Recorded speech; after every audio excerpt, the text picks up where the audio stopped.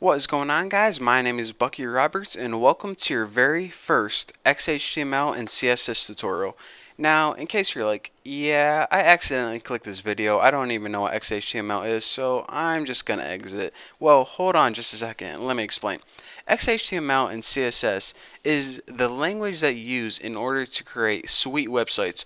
So I'm gonna assume that none of you guys have ever created a website before, or maybe you did with a program like Dreamweaver and you wanted to know more in depth how to create a website.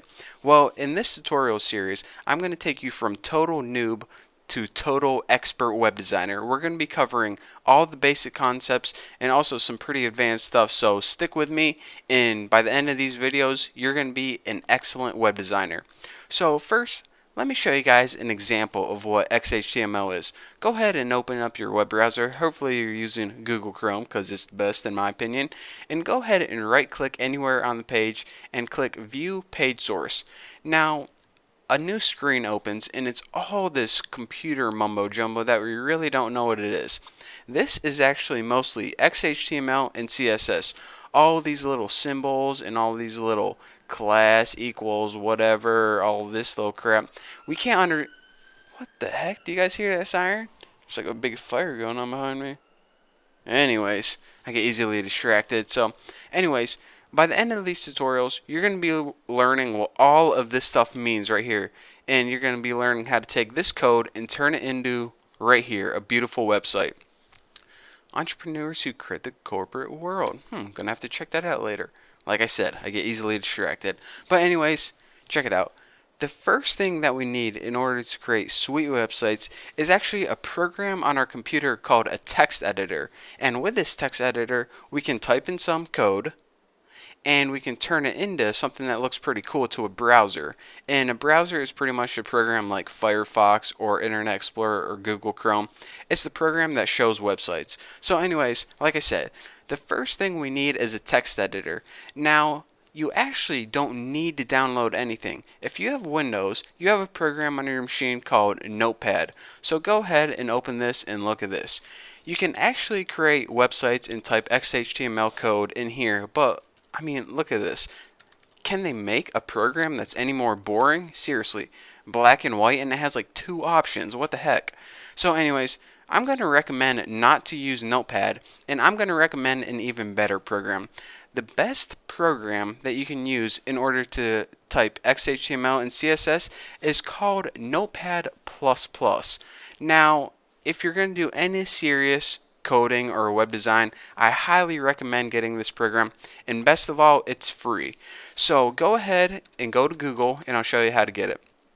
Go ahead and type in Notepad++, hit enter, and click on the first link that pops up. This is Notepad's website.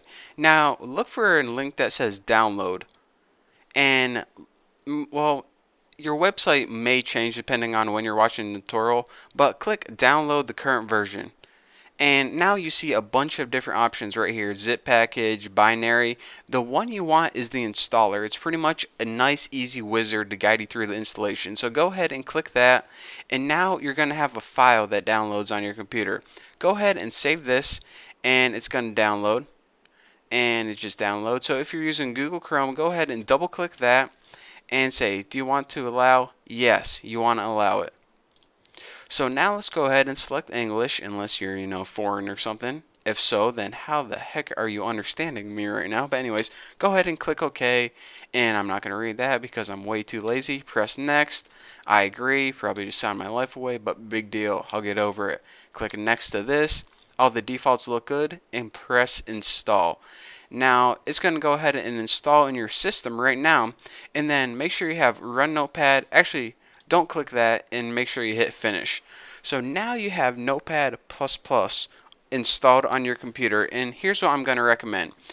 Go ahead and make an icon for it right on your desktop because you're going to be using it quite a bit. In order to make an icon on your desktop, and this isn't only with Notepad but any program, go ahead and click your little Windows button right there and click all programs. Now you should have a folder called Notepad++. If you expand this, you're going to have an application in here called Notepad++. This is the program that we just downloaded. So if you want to turn this into an icon on your desktop, go ahead and right click it and press send to desktop. This is going to go ahead and create an icon or a shortcut right on your desktop. So now it's a lot easier than having to go through this thing. So now go ahead and double click this and open it, and bam. Look at that. How beautiful is this? A brand new program in order to type XHTML and CSS, and best of all, it's free. How sweet is that? So anyways, that's all I'm going to teach you guys for this tutorial. In the next tutorial, we're actually going to be typing some code and making our very first website. But for now, I just want to tell you guys, download this program, get everything set up, and if you have any questions or anything goes wrong, just leave a comment below and someone's bound to help you. Or if you have any questions, you can check out my website, thenewboston.com, and send me a message or go to my forum. I can help you there. But for now, thank you guys for watching. Don't forget to subscribe, and I'll see you guys later.